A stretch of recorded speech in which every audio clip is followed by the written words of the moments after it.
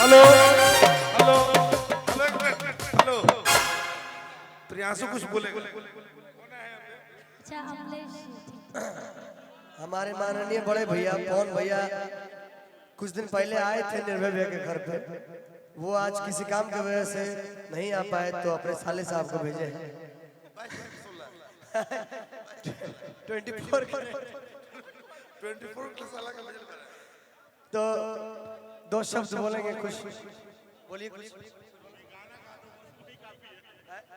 निर्भय भैया कुछ बोलिए। आज पवन भैया नहीं आए, अपनी जगह पे अपने साले को भेजे हैं, लड्डू भैया को।